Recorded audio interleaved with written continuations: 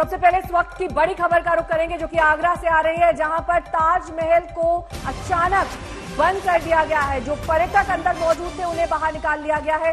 दोनों दरवाजे बंद कर दिए गए हैं ताजमहल की एंट्री के। सुरक्षा वहां चौकस कर दी गई है और आनंद फानन में ताजमहल को खाली करा लिया गया है।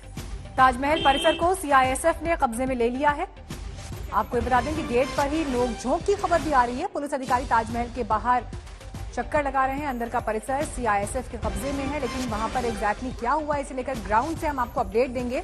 लेकिन पर्यटकों और सुरक्षा कर्मियों के बीच बहस की खबर सामने आ रही है। हालांकि एहतियातन सुरक्षा वहां पर जो रहती है मौजूद, वहां पर अफरा तफरी की जो ये स्थिति बनी उसके बाद इलाके में भी हड़कंप की स्थिति, पर्यटकों को बाहर कर दिया गया है। लेकिन ताजमहल में इस तरह की हलचल की जो खबर आ रही है, इसके पीछे वजह क्या रही, क्योंकि प्रशासन वहां अचानक मुस्तैद, जो सुरक्षा एजेंसीज वहां पर रहती हैं वो अचानक जिस तेजी के साथ यहां पर राउंड्स लगाते हुए दिखाई दे रही हैं। क्या परिस्थितियां हैं अंदर, क्या इसकी वजह रही, ये सवाल है। लेकिन गेट पर पर्यटकों और सुरक्षा कर्मियों के बीच बहस की बात सामने आ रही है। लेकिन ऐसा क्यों हुआ इसे लेकर थोड़ा इंतजार करना होगा ताकि ग्राउंड से पुष्ट खबरें इस पर मिल सकें कि आखिर क्या वहां पर हुआ। बड़ी संख्या में ताज का दीदार करने ताज नगरी आगरा लोग पहुंचते हैं। देश ही नहीं दुनिया से बड़ी संख्या में पर्यटकों का डेली बेसिस पर यहां आना जाना होता है और सुरक्षा व्यवस्था काफी चाक चौबंद। शिवेन श्रीवास्तव इस वक्त जुड़ गए हैं हमारे साथ। शिवेन, क्या खबरें मिल रही हैं, क्या हुआ ताजमहल में? हेलो जी शिवेन, बताएं।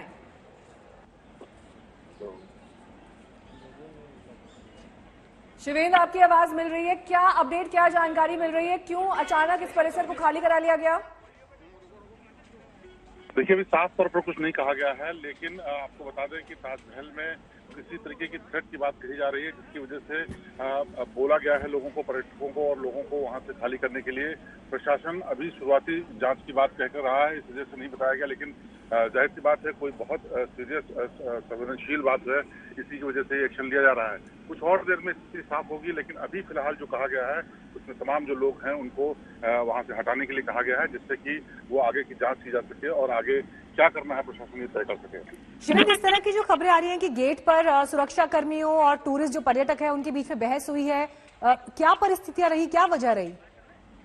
देखिए, वो तमाम जो बहस और झड़प की बातें आई हैं वो इसलिए भी है क्योंकि जो जब हटाने की अचानक से बात हुई, प्रशासन ने कहा तो उसमें कुछ लोगों ने आपत्ति की और उसी आपत्ति के चलते इस तरह का कदम उठाया गया है।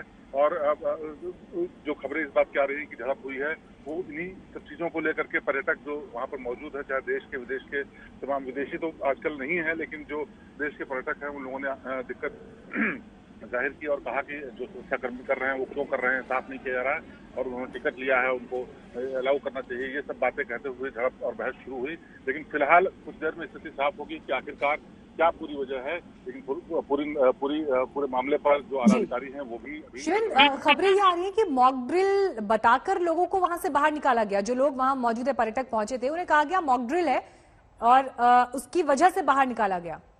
देखिए, समय समय पर मॉक ड्रिल और इस तरह की प्रैक्टिस ट्रेनिंग की जाती है बहुत महत्वपूर्ण जगहों पर और महत्वपूर्ण बिल्डिंग्स और तमाम ऐसी संवेदनशील जगहों पर, लेकिन आधिकारिक रूप से अभी तक बयान नहीं आया है। कुछ लोगों को जब झड़प शुरू हुई तो उसके बाद सुरक्षा कर्मियों ने ये जरूर कहा कि ये मॉक ड्रिल है, कोई चिंता की बात नहीं है, आप लोग यहाँ से जाएं क्योंकि हम लोग ट्रेनिंग के उद्देश्य से कर रहे हैं।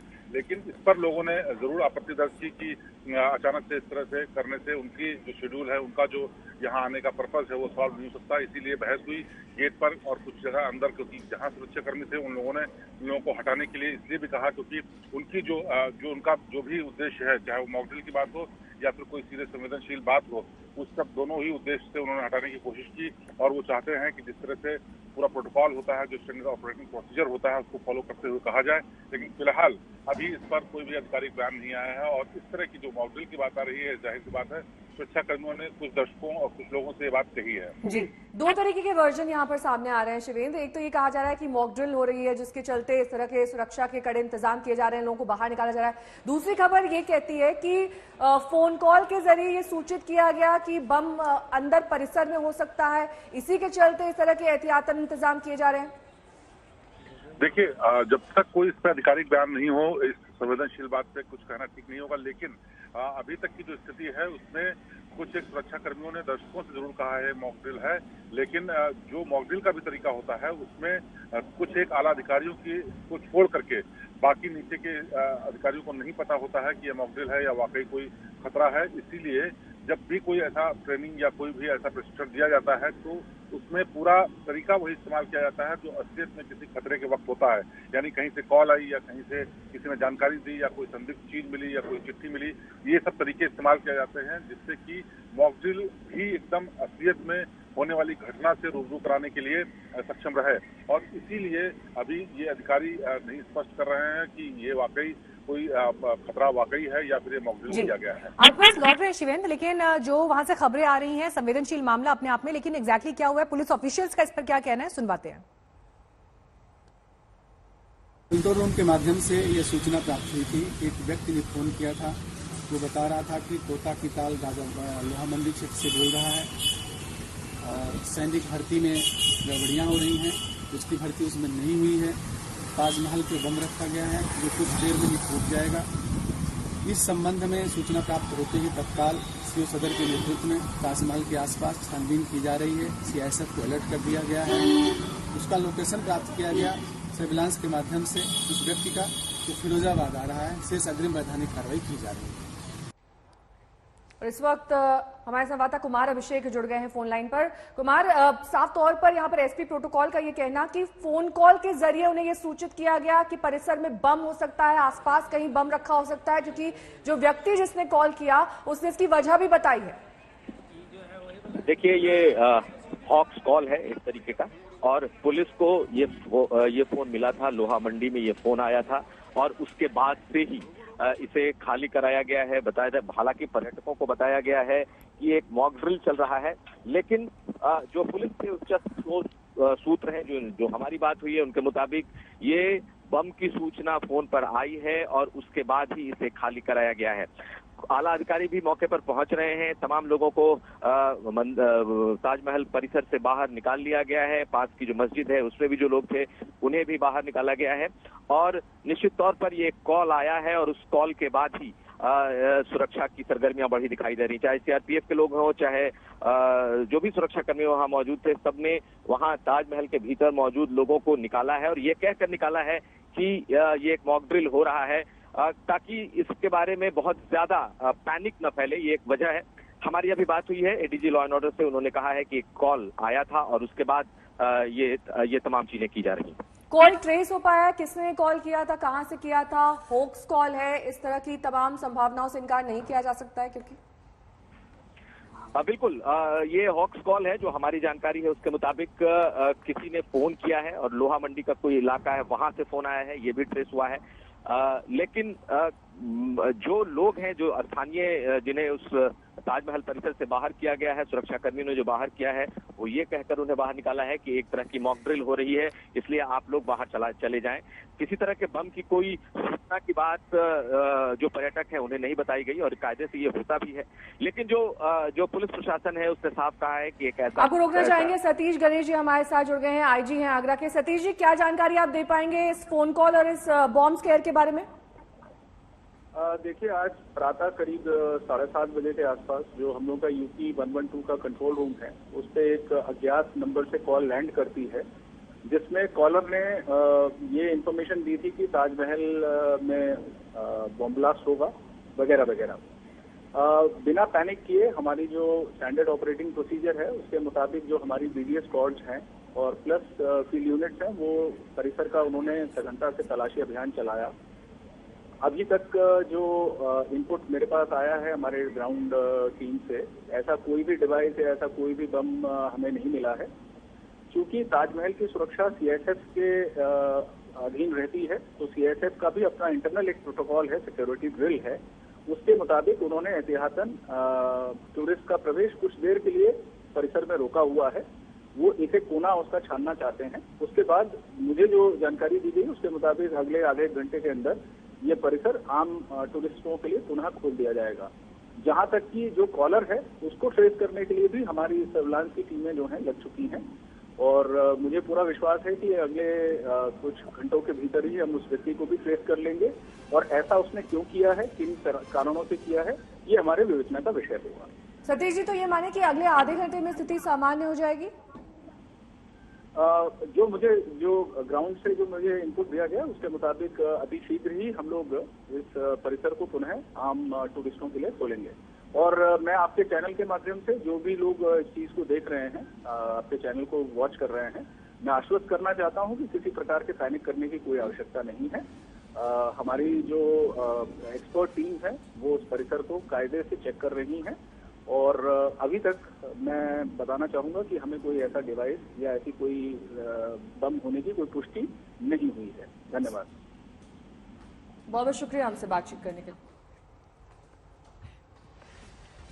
तो ये बड़ी खबर आगरा से, जहां पर ताजमहल बंद होने पर आज तक से बोले आगरा के आईजी, उन्होंने जानकारी दी कि फोन कॉल से सूचना मिलने के बाद वहां पर स्टैंडर्ड ऑपरेटिंग प्रोसीजर के मुताबिक सीआईएसएफ ने अपनी गतिविधियां तेज कर दी है। जहां पर पर्यटक मौजूद थे उन्हें बाहर निकाल दिया गया है और इसी को लेकर थोड़ी बहुत झड़प भी आपस में सीआईएसएफ जवानों की और पर्यटकों की हुई है। लेकिन आपको ये भी बता दें कि गलत सूचना दी गई, लेकिन फिर भी इसके बावजूद तमाम एहतियातन कदम उठा लिए गए हैं। कुमार अभिषेक हमारे संवाददाता इस वक्त तमाम जानकारी के साथ हमारे साथ जुड़े हैं। कुमार, यहाँ पर आईजी का साफ तौर पर कहना था कि अगले आधे घंटे में स्थिति सामान्य हो जाएगी।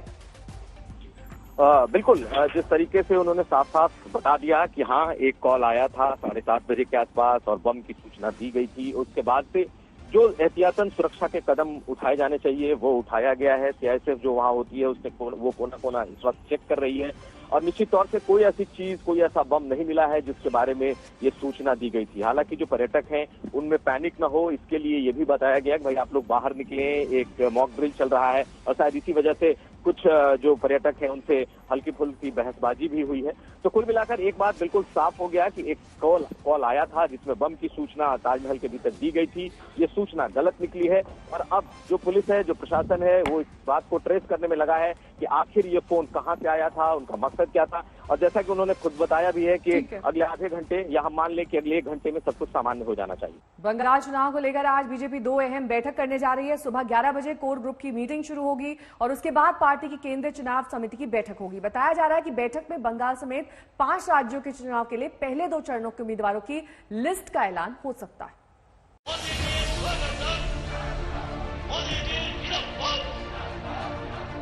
जय श्री राम।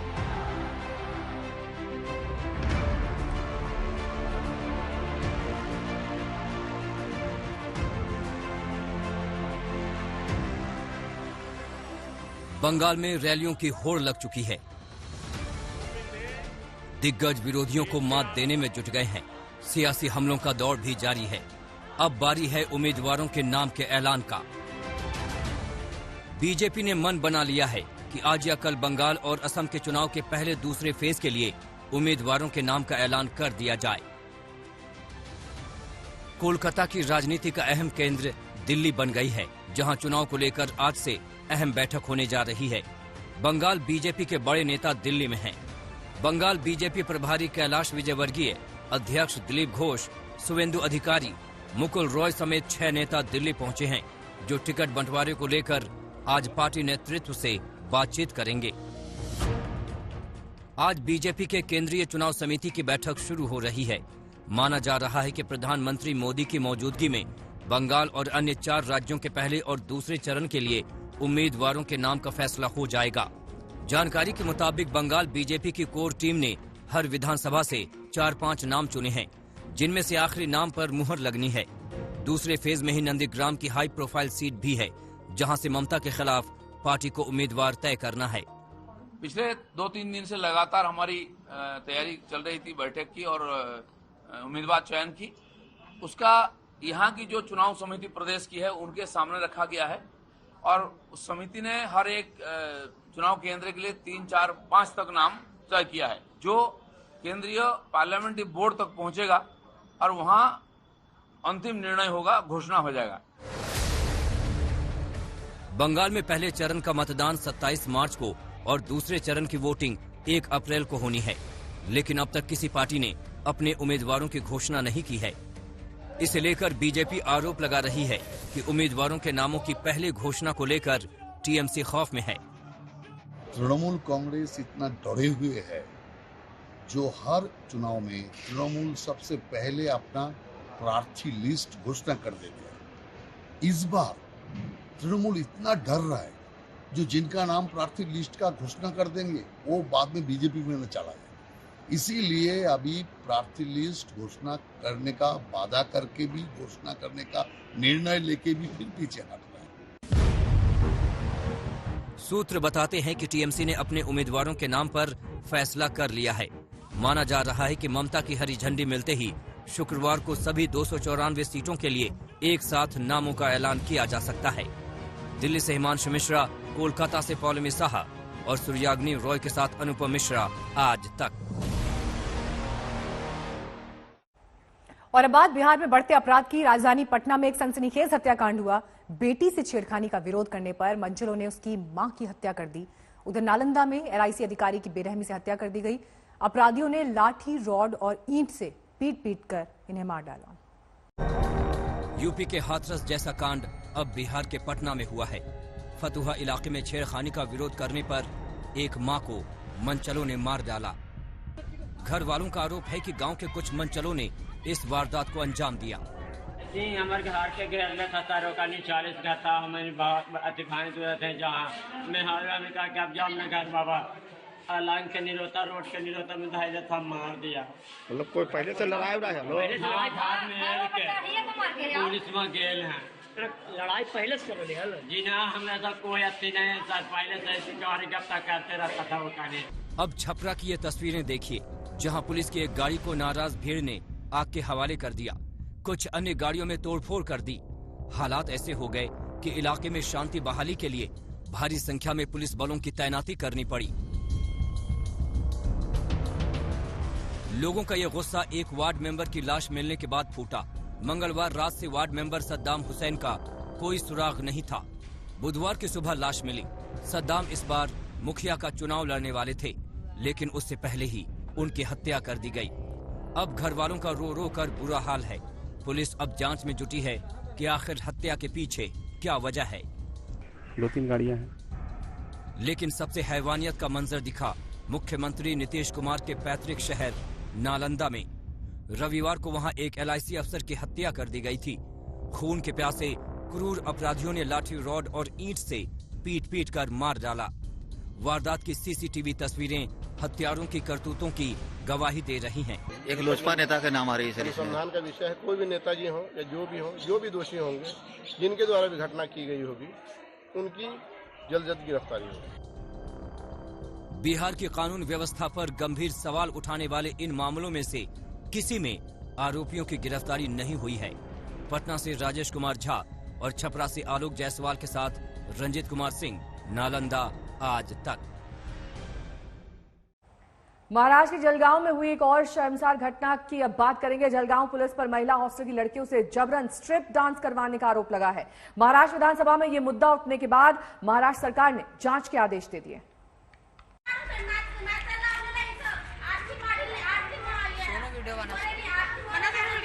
अच्छा जूम करके ले ये जलगांव के आशादीप महिला हॉस्टल का वीडियो है, जहां पीड़ित बेसहारा महिलाएं रहती हैं। ये वीडियो एक एनजीओ ने रिकॉर्ड किया है। आरोप है कि 1 मार्च को हॉस्टल में रहने वाली महिलाओं को पुलिस वालों के सामने स्ट्रिप डांस करने के लिए मजबूर किया गया। एनजीओ कर्मियों को हॉस्टल के अंदर नहीं जाने दिया गया, पर महिलाओं ने खिड़की से चीख कर अपनी आपबीती बताई।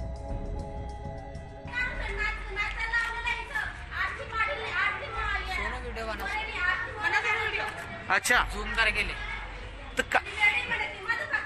आशादीप वसतिगृहावर काल खूप काही प्रकार घडले, त्यावेळेस आम्ही तिथे गेलेलो होतो।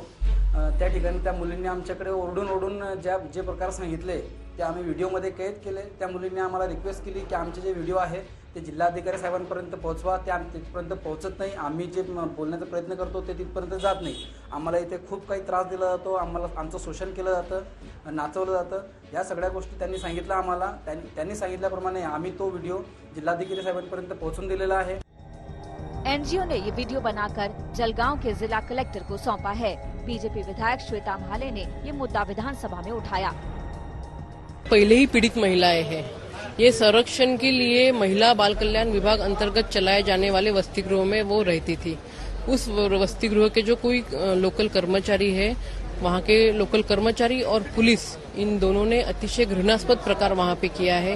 ये जो पीड़ित महिलाएं हैं, वो पीड़ित महिलाओं के साथ उन्होंने वीडियो क्लिप निकाली है, उनके कपड़े वहाँ पे उतारे गए हैं, उन्होंने वहाँ पे नाच किया है और बहुत ही निंदनीय प्रकार वहाँ की पीड़ित महिलाओं के साथ पुलिस ने किया है। गृह मंत्री अनिल देशमुख ने इस मामले की जांच के आदेश दे दिए हैं। एक कमेटी बनाई गई है जो 2 दिन में रिपोर्ट देगी। मुंबई से कमलेश सुतार और जलगांव से मनीष जोग के साथ आज तक ब्यूरो। अमित शाह, कैलाश विजयवर्गीय, दिलीप घोष, शुभेंदु अधिकारी, मुकुल रॉय, राहुल सिन्हा, शिव प्रकाश, अमित मालवीय बैठक में मौजूद हैं। तो इस बीच ये बड़ी खबर आ रही है, कोर ग्रुप की बैठक है जिसमें नामों पर मंथन किया जा रहा है, क्योंकि अब जल्द से जल्द लिस्ट जारी करनी है और इसी को लेकर ये मंथन सुबह से ही चल रहा है। आपको बता दें कि इसमें तमाम वो लोग मौजूद हैं बीजेपी की ओर से जिनसे सजेशन मांगे जा रहे हैं, सुझाव मांगे जा रहे हैं उम्मीदवारों के नाम पर। ये मंथन अब से कुछ ही देर पहले शुरू हुआ। बीजेपी अध्यक्ष जेपी नड्डा के घर पर यह बैठक अब से कुछ ही देर पहले शुरू हुई। गृह मंत्री अमित शाह भी इस बैठक में मौजूद हैं। इसके साथ ही वो प्रमुख चेहरे जो बंगाल में इस वक्त बीजेपी की रणनीति को आगे बढ़ा रहे हैं, वो भी इस मीटिंग में शामिल है। शाम को केंद्रीय चुनाव समिति की बैठक होनी है, तो ताबड़तोड़ बैठकों का दौर सुबह से ही चल रहा है। और ऐसा है इसलिए क्योंकि बंगाल चुनाव बेहद नजदीक है, तारीखों का ऐलान हो चुका है। ऐसे में अब नामों पर मंथन किया जा रहा है। टीएमसी और बीजेपी दोनों खेमों में उम्मीदवारी की सूची पर कसरत चल रही है। बीजेपी की आज शाम केंद्रीय चुनाव समिति की बैठक है जिसमें प्रधानमंत्री नरेंद्र मोदी भी मौजूद होंगे। लिस्ट तो टीएमसी की भी फाइनल बताई जा रही है। इंतजार हो रहा है कि बीजेपी के उम्मीदवारों के बारे में ज्यादा से ज्यादा इनपुट मिल जाए ताकि वक्त रहते अगर बदलाव करने हो तो वो भी किए जा सके।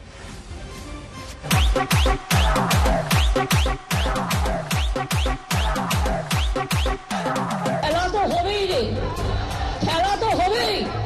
ईमानदार दीदी मैं कहना चाहता हूँ, खेला होवे निश्चयই হবে। আজও করছেন আপনাদের ধমকানি চমকানি আর জেল টেল দেখি প্লিজ আমাদের ভয় দেখাবেন না। असहिष्णुता, intolerance, टाइमिंग इज ममता। बंगाल का विकास तब तक संभव नहीं है जब तक यहाँ सिंडिकेट का राज रहेगा। ये जंग परवान चढ़ रही है, घमासान बढ़ रहा है, संघर्ष और संग्राम रफ्तार पर है, लेकिन इस लड़ाई में हिस्सा लेने वाले शूरवीरों पर सस्पेंस है। दिन तेजी से निकल रहे हैं। 27 मार्च की तारीख भी करीब आ रही है। पहले दौर की वोटिंग में सिर्फ 3 हफ्ते का वक्त बाकी है, लेकिन उम्मीदवारों की सूची पर मंथन चल रहा है। बीजेपी में लिस्ट पर आज फाइनल मंथन हो रहा है। केंद्रीय चुनाव समिति की निर्णायक बैठक हो रही है। शाम को एक बड़ी बैठक है जिसमें प्रधानमंत्री नरेंद्र मोदी रहेंगे। हर एक सीट पर 4 से 5 उम्मीदवारों के नाम तय हैं। 1 या 2 दिन में बीजेपी की लिस्ट सामने आ जाएगी। उधर तृणमूल कांग्रेस में भी इंतजारों का दौर चल रहा है। निगाहें बीजेपी की लिस्ट पर हैं और निशाना जीत की संभावना पर। खबर है कि टीएमसी 294 उम्मीदवारों की लिस्ट फाइनल कर चुकी है। टीएमसी बीजेपी की सूची जारी होने का इंतजार कर रही है। टीएमसी को बड़ा खतरा टिकट न पाने वाले विधायकों से लग रहा है। असंतुष्ट विधायकों को बीजेपी अपना उम्मीदवार बना सकती है। देरी दोनों ओर से हो रही है, लेकिन मजे की बात यह है कि उंगलियां भी दोनों तरफ से उठ रही हैं।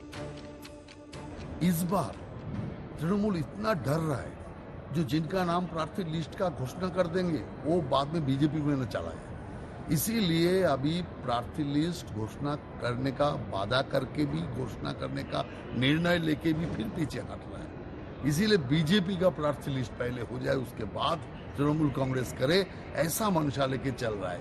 इससे पता चलता है तृणमूल कांग्रेस कितना भयभीत है, कितना चिंतित है, बीजेपी से कितना डरे हुए है।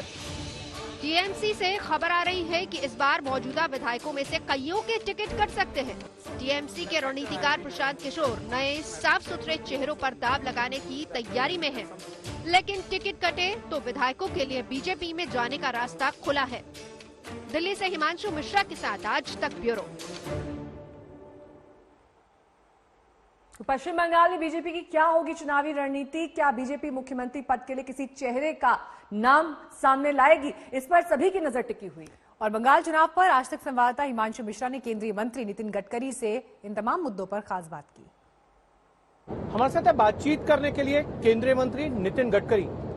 नितिन जी, आप पश्चिम बंगाल के चुनावी दौरे पे जा रहे हैं। चुनाव शुरू हो चुके हैं, लेकिन उससे पहले ही इतने बयानबाजी हो चुकी है कि लोग सोच रहे हैं कि पश्चिम बंगाल का चुनाव जो अभी तक नहीं हुआ था वो वैसा हो गया है। ये जुबानी जंग ज्यादा हो गई सियासत से ज्यादा। देखिए, चुनाव जब होता है तो अलग अलग पार्टी अलग अलग प्रकार की बातें होती रहती है। एक बात जरूर है कि हर चुनाव में ही होता है, केवल ये चुनाव में हो रहा है ऐसी बात नहीं है। और अब चुनाव में हर पार्टी को अपनी बात रखने का अधिकार है और इस बार बंगाल की जनता बदलाव के मूड में है और निश्चित रूप से मोदी जी के नेतृत्व में विकास काम देश में हुए हैं, उसके आधार पर बंगाल को भी विकास का डबल इंजन लग जाए, इसके लिए जनता हमें साथ दे रही है। हम जीतेंगे और बंगाल की तस्वीर, बंगाल का विकास करके दिखाएंगे। तो एक सवाल है, बीजेपी की बारात निकल रही है, क्योंकि बारात है, आप इस तरीके के जुमले वन लाइनर बड़ा यूज करते हैं। अभी तक बीजेपी ने डिसाइड नहीं किया कि बारात में दूल्हा कौन होगा, कौन मुख्यमंत्री पद का उम्मीदवार होगा। अब ममता बनर्जी वहां है, आपके पास में कोई चेहरा नहीं है। प्रधानमंत्री तो वहां मुख्यमंत्री नहीं बनेंगे, अमित शाह नहीं बनेंगे, जेपी नड्डा नहीं बनने वाले, नितिन गडकरी नहीं बनेंगे। तो मुख्यमंत्री कौन होगा? जनता वो कह रही है कि बता दें कौन है वहाँ। हमारे पास दूल्हे ही दूल्हे हैं। जिस दिन शादी का मुहूर्त होगा चुनाव के बाद, उस दिन उस दूल्हे को हम खड़ा कर देंगे। तैयार है? बिल्कुल तैयार है, हमें कोई प्रॉब्लम नहीं है और ऑलरेडी बताया गया है कि बंगाल का ही व्यक्ति मुख्यमंत्री बनेगा। ममता बनर्जी कह रही हैं कि मैं बंगाल की बेटी हूं और ये लोग मेरे बारे में गलत टिप्पणियां कर रहे हैं। देखिए, पहली बात तो ऐसी है कि आपकी पार्टी उन्हें बुआ बता रही है। नहीं, मैं तो इस विवादों में नहीं पढ़ूंगा। मैं इतना ही कहना चाहूंगा कि जात, पंथ, धर्म, भाषा, सेक्स, किसी के आधार पर कोई डिस्क्रिमिनेशन हमारी पार्टी कभी करती नहीं। हम सब एक देश है, अलग भाषा, अलग वेश, फिर भी हमारा एक देश।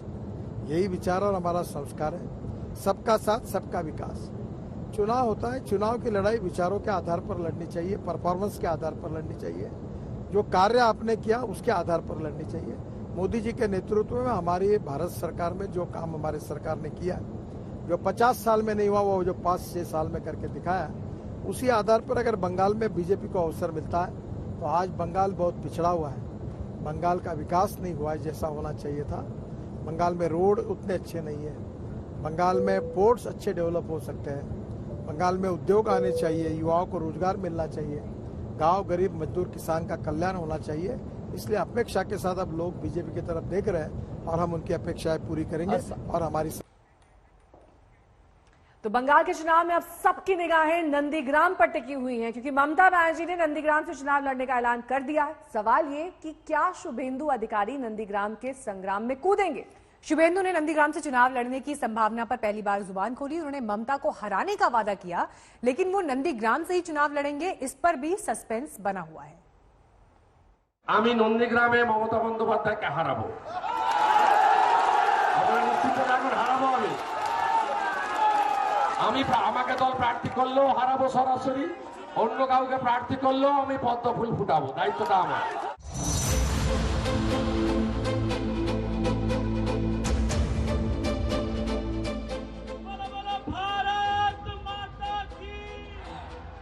तो क्या नंदीग्राम बनेगा बंगाल के चुनावी भूचाल का एपिसेंटर?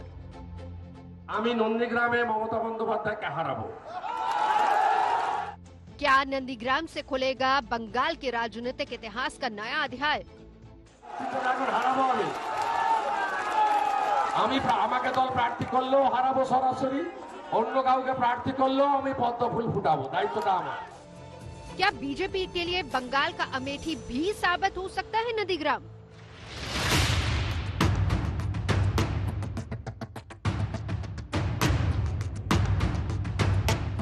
नंदीग्राम के चुनावी कुंड में आग धधकने लगी है।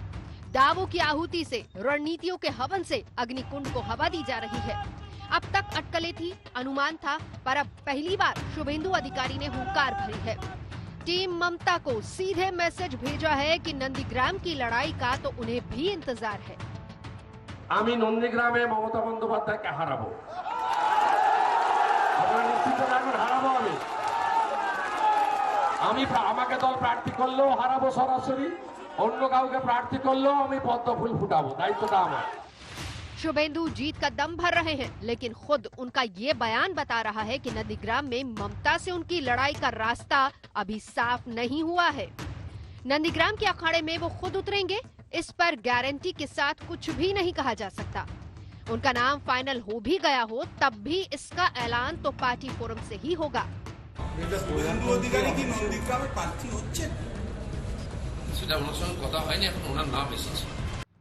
हो सकता है कि बीजेपी उधेड़बुन में हो सकता है कि शुभेंदु को नंदीग्राम से उतारने पर उठने वाले सवालों के जवाब अब तक न मिल पाए हो सकता है कि शुभेंदु को लेकर जोखिम ज्यादा दिख रहा हो, लेकिन ममता बनर्जी किसी कंफ्यूजन में नहीं है। नंदीग्राम से लड़ने का उनका ऐलान डंके की चोट पर हो चुका है। নন্দীগ্রাম সিট এমনিতে এটা জেনারেল সিট, কাজেই কোনো অসুবিধা নেই। এমনকি আমি যদি নন্দীগ্রামে দাঁড়াই কেমন হয়, এটা আমার ইচ্ছা হয়েছে, আমার মনোবাসনা। ভবানীপুরকেও আমি নেগলেক্ট করছি না, ভবানীপুরেও আমি ভালো প্রার্থী দেবো, ওটাও আমার ভালোবাসার জায়গা। বক্সিকে বলবো নন্দীগ্রামেও আমার নামটা যেন থাকে। नंदीग्राम सिर्फ एक विधानसभा सीट नहीं, विचारधाराओं का कुरुक्षेत्र भी है। इसी नंदीग्राम से बंगाल की राजनीति में ममता का सूर्योदय हुआ। नंदीग्राम ने ममता को फाइटर बनाया, वो कद वो रुतबा दिया कि वो बंगाल की राजनीति में कदम बढ़ाती चली गई और इस सफर में उनका दायां हाथ रहे शुभेंदु अधिकारी। तो अब अगर शुभेंदु नंदीग्राम में ममता के सामने खड़े होते हैं तो यकीन मानिए कि इस जंग का रोमांच इंदिरा बनाम राजनारायण, अमिताभ बनाम बहुगुणा, सोनिया बनाम सुषमा और राहुल बनाम स्मृति ईरानी की जंग से कम नहीं होगा।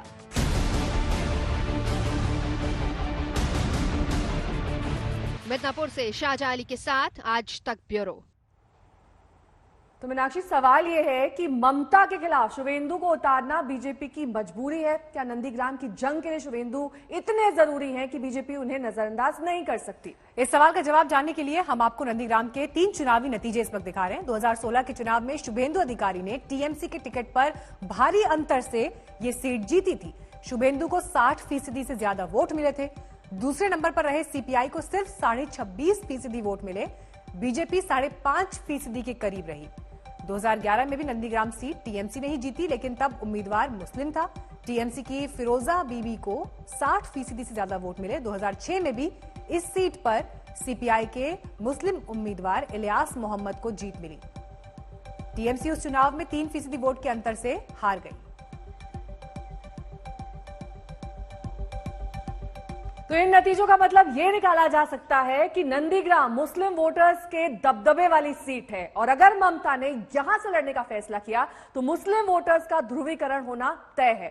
आपको यह भी बता दें कि उन्हें चुनौती दे सकते हैं तो सिर्फ शुभेंदु अधिकारी। साथ ही आपको यह भी बता दें कि जिस तरीके से बंगाल का संग्राम शुरू हो चुका है उसमें नंदीग्राम पर सबकी नजर टिकी हुई है। पश्चिम बंगाल का चुनाव सिर्फ नेताओं के बीच नहीं लड़ा जा रहा, इसमें बांग्ला फिल्मों के सितारे भी बढ़ चढ़कर शिरकत कर रहे हैं। कुल मिलाकर बंगाल की चुनावी लड़ाई में सितारों का जबरदस्त जमघट लगा है और इस लिहाज से ये लड़ाई ग्लैमर से भी भरपूर हो गई है।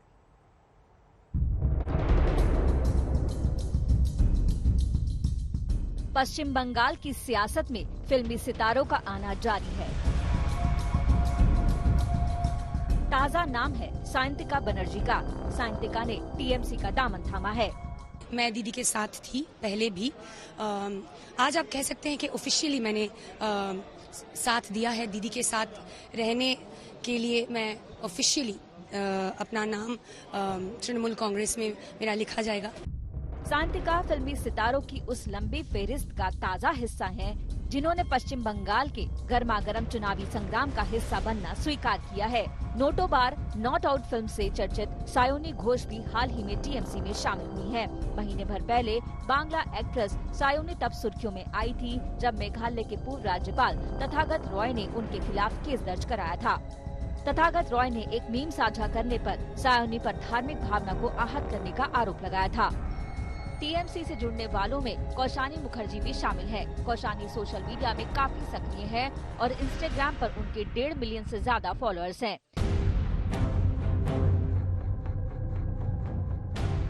लेकिन बीजेपी की झोली भी खाली नहीं है, वहाँ भी सितारों की कमी नहीं है। लव स्टोरी, वक्त, लेडीज स्पेशल जैसी कई हिट फिल्में देने वाली पायल सरकार ने बीजेपी का कमल थामा है। फेसबुक पर पायल के 30 लाख फॉलोअर्स हैं। तो इसमें ग्रुपिज्म का कोई सवाल है नहीं, ये मेरा अपना चॉइस है। ये मैं करना चाहती हूँ जो मुझे लगता है कि मुझे अच्छा लगेगा, अगर मैं लोगों के लिए कुछ कर पाऊँ और अगर मुझे लोगों का सपोर्ट मिले, लोगों का और आशीर्वाद और प्यार मिले। टॉलीवुड एक्ट्रेस श्रावंती चैटर्जी भी बीजेपी का दामन थाम चुकी हैं। बाल कलाकार के रूप में फिल्मी करियर शुरू करने वाली श्रावंती के भी सोशल मीडिया पर लाखों फॉलोअर हैं। মানে আমাদের ভারতীয় জনতা পার্টিকে যে আমাকে যোগ্য মনে করেছেন তাদের পরিবারের একজন সদস্য হওয়ার, থ্যাংক ইউ সো মাচ। लेकिन बंगाली फिल्मों से जो लोग बीजेपी में आए हैं उनमें सबसे बड़ा नाम यशदास गुप्ता का है। यश बंगाल के घर घर का जाना पहचाना नाम है। गैंगस्टर, बंदनी और बसेरा जैसी हिट फिल्मों में उन्होंने काम किया है। टीएमसी सांसद नुसरत जहां के करीबियों में वो रहे हैं। ऐसे में उनका बीजेपी में आना चर्चा का विषय रहा है। ना वो मुझे कहेंगी ना मैं उन्हें कहूँगा। हर बात पे हमें सेम पेज में होने की जरूरत नहीं है। अलग विचारधाराएं हो ही सकती है और उस चीज की इज्जत मैं करता हूँ। साफ है बंगाल की सियासत में स्टार वॉर जारी है। बीजेपी हो या टीएमसी, सितारों की कमी नहीं। आज तक ब्यूरो।